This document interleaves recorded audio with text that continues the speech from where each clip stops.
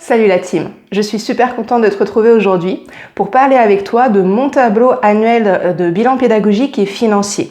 Nous allons le décrypter ensemble sur l'écran partagé de mon ordinateur. Avant toute chose, si tu ne me connais pas, je suis Angélique. Formatrice depuis 2013, je partage tout ce que je sais sur cette chaîne pour te permettre de construire toi aussi ta formation et aussi avoir d'autres informations concernant tout ce qui est administratif et aussi l'utilisation de logiciels type Canva, Geniali ou autres pour créer des présentations, des quiz qui soient dynamiques et modernes. Je t'invite du coup à retrouver toutes mes vidéos les lundis et les jeudis à 17h30. Donc pour n'en louper aucune, je t'invite à t'abonner sur le bouton rouge juste en bas et à déclencher la petite cloche de notification pour n'en louper aucune. Si après toutes les vidéos que tu auras pu voir, tu as encore des questions, que tu n'es pas sûr de comment mener ton projet ou que tu souhaites aller plus vite, alors n'hésite pas à prendre rendez-vous avec moi sur mon Calendly. Là, je vais avoir différents créneaux, jours, horaires disponibles sur lesquels tu peux t'inscrire totalement gratuitement pour que l'on échange en visio ensemble sur ton projet. Donc surtout, n'hésite pas, il n'y a aucun engagement, c'est complètement gratuit, donc fais-toi plaisir. Nous nous retrouvons donc face à mon ordinateur pour décrypter ensemble ce fameux tableau que j'ai créé. Et puis reste bien jusqu'au bout de la vidéo parce que j'ai une surprise à la fin. Et voilà, donc nous voici donc devant le bilan pédagogique et financier. Alors je vais vous montrer un petit peu le tableau. Donc tout simplement c'est le tableau annuel qui va être utilisé de manière à le remplir de manière mensuelle pour finir sur un total annuel que vous pourrez reporter directement sur votre bilan pédagogique et financier. Donc là, je l'ai construit, donc il peut paraître un petit peu lourd le tableau, c'est un tableau fait de manière très simple, d'accord. Vous verrez, là on est sur Notion, donc Notion c'est l'outil que j'utilise pour m'organiser, pour faire mes agendas, mes calendriers de publication, noter mes idées, etc. Et c'est aussi sur celui-ci que j'ai fait ce tableau. Alors il y aura plein de façons de faire des tableaux sur Notion, hein, on peut faire complètement différemment que ce que j'ai fait, mais là j'ai vraiment voulu le faire le plus simple possible. Donc voilà ce qu'on va y retrouver.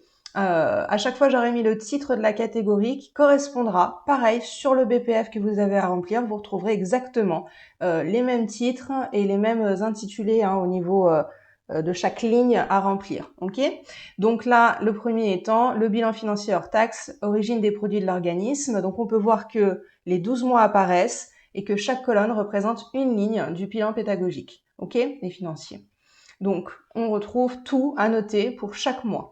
D'accord, donc je ne l'ai pas fait en semaine. Je pense que le faire en mensuel, c'est déjà pas mal. Mais après, vous ferez aussi comme vous voulez. Hein, ça vous donne déjà une première idée. Donc comme vous le voyez, les mois ici, les intitulés de lignes à chaque fois reportés ici en colonne. Et à la fin, le total mensuel. Donc pour celui-ci, on voit que ce qui va être demandé, c'est de A à E. D'accord, l'addition. On ne comptera pas le 1 dans l'addition du total mensuel. Puis, à la fin, on retrouvera le total annuel. Ok ? Donc ça, c'est pour le premier. Le deuxième, pour le bilan financier hors taxe, origine des produits de l'organisme, deuxième partie. Donc là, pareil, chaque mois et en fin d'année, avec ce qui vous est demandé dans le bilan, c'est-à-dire ici le total du 3 au 13. Le 3 étant noté ici et le 13 étant à la fin. Comme vous pouvez le voir, celui-ci est assez important, donc on va retrouver jusqu'ici. Ok ? Donc encore une fois, le total en mensuel, le total en annuel. On continue de descendre. On va retrouver la même chose pour le bilan financier hors taxe, charge de l'organisme, salaire des formateurs, achat de prestations de formation, total mensuel, total annuel. J'ai toujours mis en rouge le bas, comme ça c'est plus facile pour en visuel pour s'y retrouver. Puis les personnes dispensant des heures de formation, pareil. Les personnes de votre organisme dispensant des heures de formation, donc nombre de personnes. Alors bien évidemment, hein, si vous êtes seul, c'est vous, il n'y aura qu'une personne.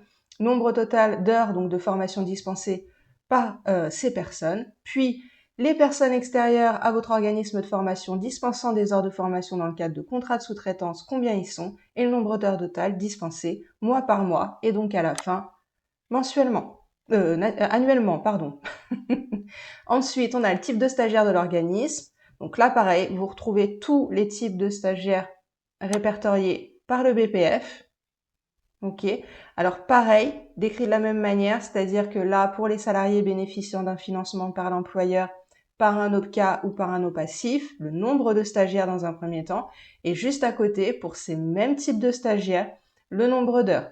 Puis, personnes en recherche d'emploi bénéficiant d'un financement public, le nombre de stagiaires, suivi à côté du nombre d'heures totales, suivi par ces stagiaires, etc., etc. Ok ?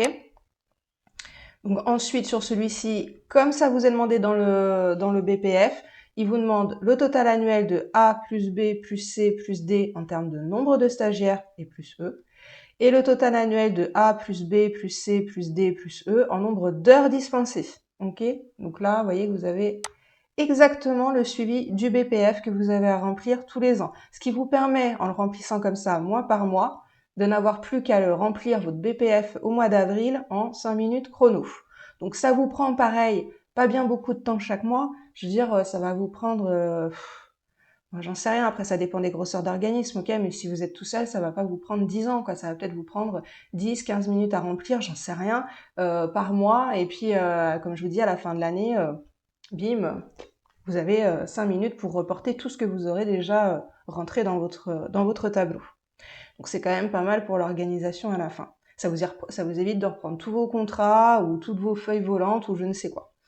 Donc ensuite, l'activité en propre de l'organisme, toujours le même système. Et en bas, vous allez retrouver pareil, le total annuel de A plus B en nombre de stagiaires et A plus B en nombre d'heures dispensées. C'est vraiment le report du BPF que vous avez à remplir sous un format tableau mensuel en fait. L'objectif général des formations dispensées, pareil, vous retrouvez tout. En total annuel, pareil, vous retrouvez les additions qui vous sont demandées. Les spécialités de formation, donc ça c'est pareil, si vous avez plusieurs spécialités de formation, et bien du coup je vous ai rentré les 5 qui vous sont proposées principales, à vous de remplir les intitulés, et à la fin vous avez même le autre, au cas où vous en ayez d'autres encore. Et puis le bilan pédagogique stagiaire dont la formation a été confiée à un autre organisme de formation, vous retrouvez tout aussi, et voilà. Donc ça, c'est le tableau que l'on peut tenir pour être organisé dans son entreprise et se faciliter la tâche en fin d'année. J'ai fait de janvier à décembre, pourquoi ? Petit rappel, parce que parfois c'est un petit peu compliqué à comprendre, enfin c'est pas très compliqué du coup, mais bon, la question est souvent soulevée. Pensez bien, tout en haut de votre bilan pédagogique et financier, comme je vous ai montré sur une autre vidéo, il y a marqué exercice comptable, d'accord ? Donc l'exercice comptable, dans tous les cas, c'est le N-1. Ça veut dire que c'est de janvier à décembre de l'année d'avant où vous remplissez votre bilan pédagogique. 2022, c'était de janvier à décembre 2021. D'accord ? Donc du 1er janvier au 31 décembre 2021. Ok ? Que votre activité, vous l'ayez déjà déclarée il y a X années ou que vous l'ayez déclarée en milieu d'année 2021, peu importe. L'exercice comptable sera du 1er janvier 2021 au 31 décembre 2021. Et à l'intérieur, vous rentrez vos activités. Voilà, tout simplement. J'espère que ça a été très clair. On va se retrouver tout de suite face caméra. Nous revoilà donc ensemble. J'espère que cette vidéo t'aura permis d'avoir une première vision d'un tableau comme je disais tout simple où j'ai juste reporté donc tout ce que contient le BPF, tout ce qui vous est demandé de remplir sous un format de tableau mensuel avec un total mensuel et annuel. Maintenant, il est tout à fait modulable, faisable sous d'autres formats. Maintenant, voilà, j'espère que ça peut t'inspirer. Tu peux le reprendre pour Excel, tu peux le reprendre sur papier, tu fais comme tu veux. Maintenant, je t'avais promis une surprise. Bon, logiquement, si tu as bien regardé la vidéo, tu as vu qu'il y avait marqué BPF offert. Donc, en effet, je vous offre ce tableau de BPF que j'ai fait. Je vous l'offre. Donc, en barre de description, vous retrouverez le lien, d'accord, pour télécharger ce template, ce tableau. Je le mettrai aussi en premier commentaire épinglé. Comme ça, voilà, pour ceux qui... C'est plus simple de trouver comme ça, et bien vous le trouverez comme ça. Le premier commentaire épinglé, vous aurez le lien pour télécharger ce template. Donc, c'est un template sur Notion. Alors, pensez à une chose, dupliquer le document pour pouvoir l'utiliser. Donc, quand vous le téléchargerez, en haut, vous verrez que pour pouvoir écrire à l'intérieur, eh bien, vous ne pourrez pas comme ça. Donc, il faut tout simplement en haut à droite du document, il y a marqué dupliquer, eh bien, vous dupliquez le document et puis vous ouvrez, vous entrez un identifiant, un mot de passe sur Notion. Notion est gratuit, d'accord ? Enfin, il y a des formats payants, mais c'est tout à fait gratuit, donc n'ayez pas peur.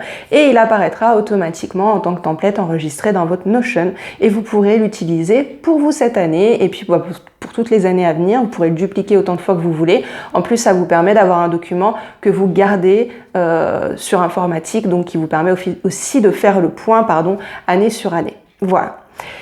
Eh bien écoutez, j'espère que ça vous aura bien plu, que ça vous aura permis d'avancer un petit peu là-dessus. Si jamais ça intéresse à votre avis d'autres formateurs, si ce petit tableau que je vous offre peut aussi permettre à d'autres de s'organiser plus facilement et de les soulager au niveau de leur travail, n'hésitez pas à partager cette vidéo. N'hésitez pas non plus à la liker, ça fait toujours plaisir, et à mettre un petit commentaire, j'adore vous lire et vous répondre. Et puis bien ma foi, je vous dis à très bientôt, les lundis et les jeudi à 17h30 ici.